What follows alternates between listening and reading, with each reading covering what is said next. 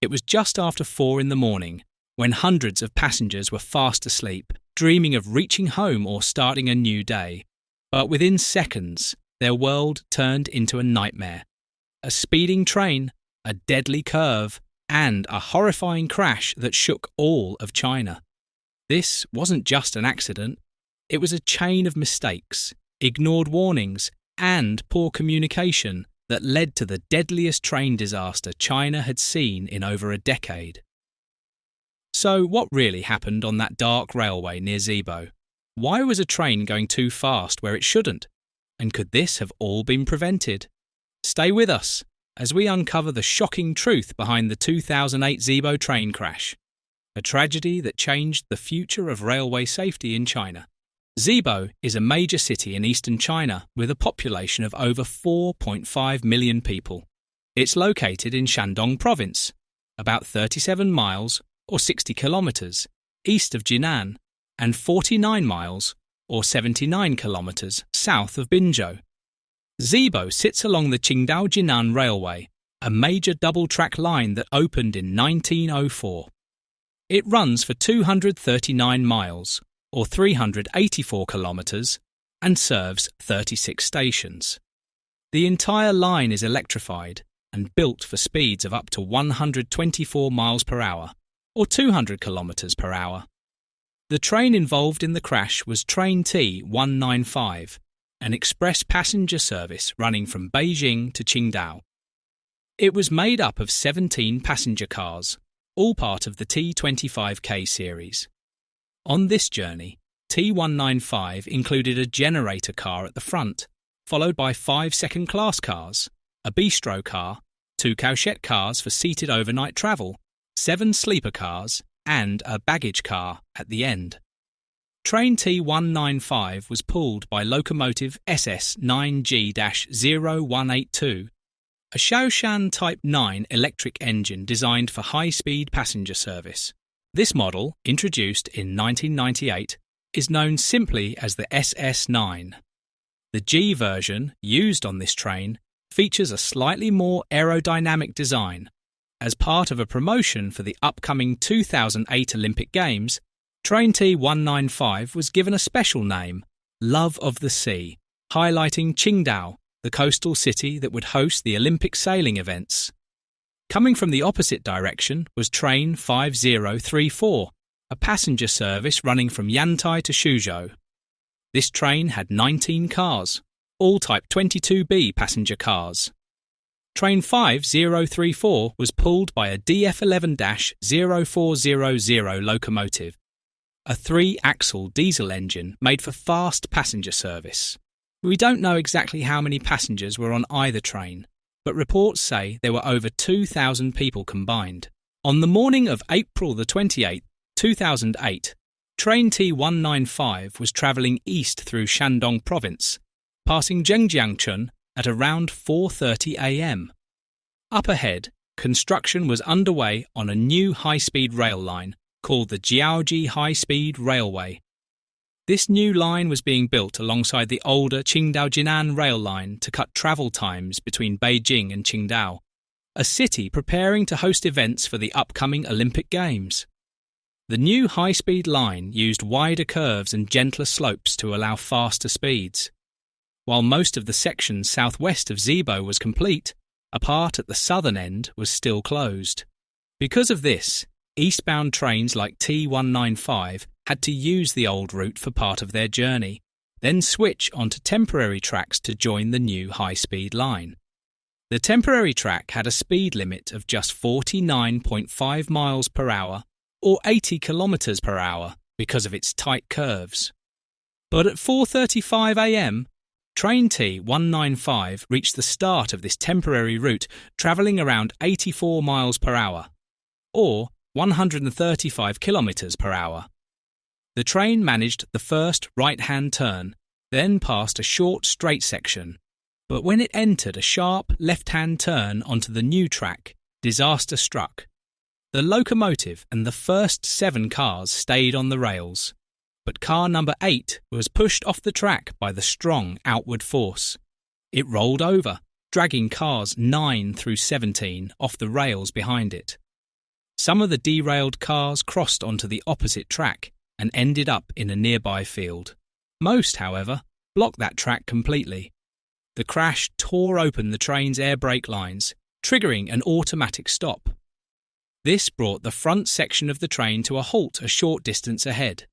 At that exact moment, train 5034 was coming around a curve, heading westbound just northeast of the construction zone. It's unclear if the driver had any time to react before crashing into the wreckage.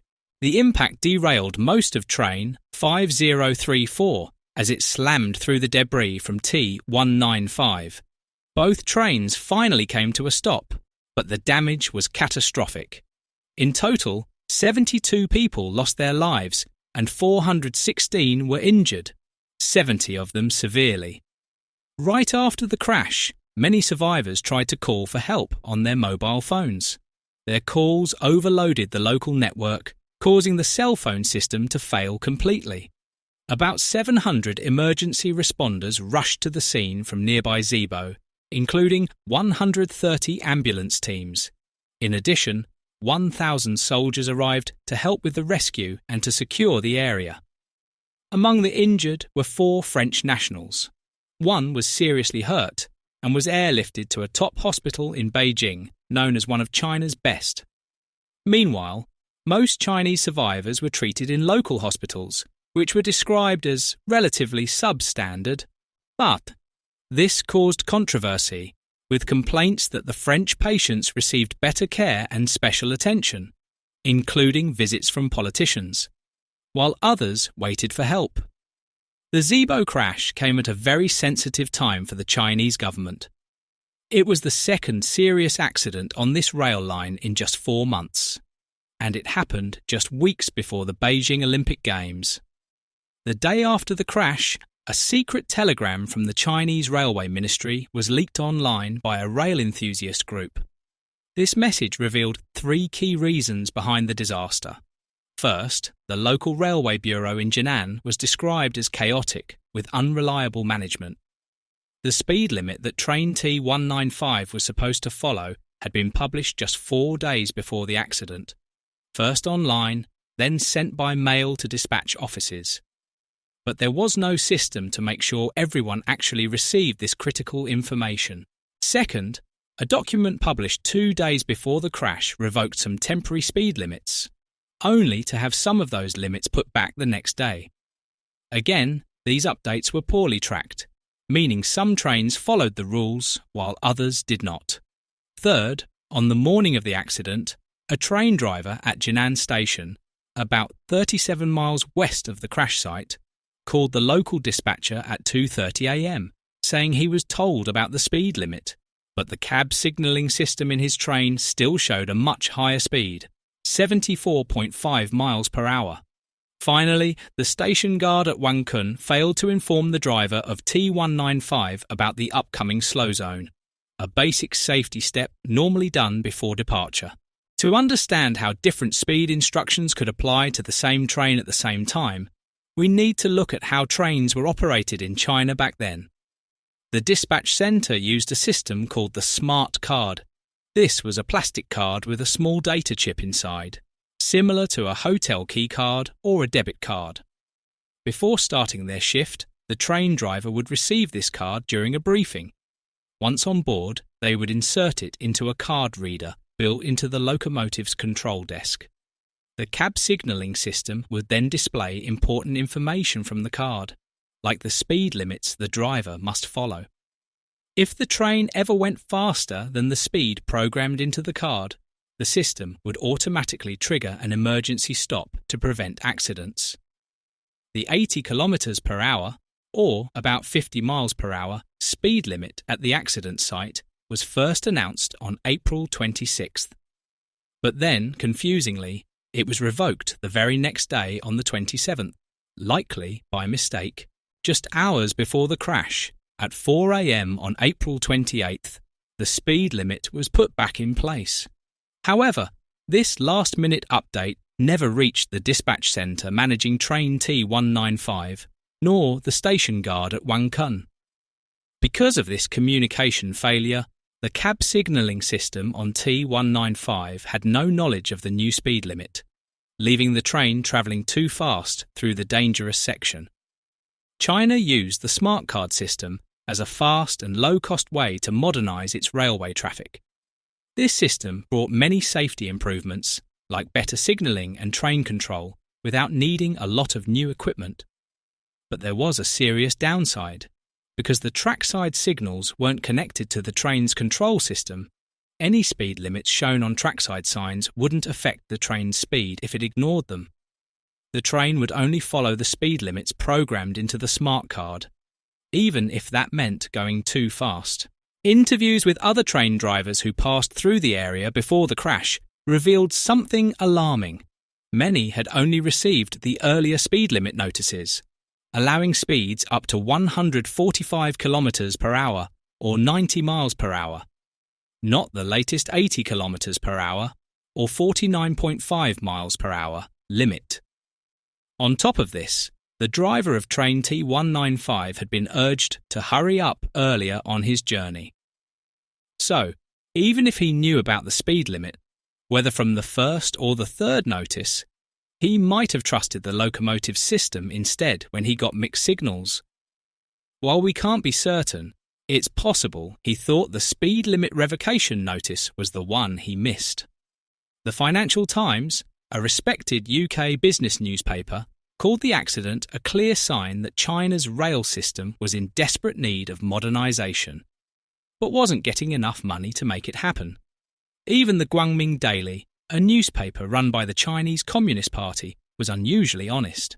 They said the crash showed serious problems, poor management and weak safety rules.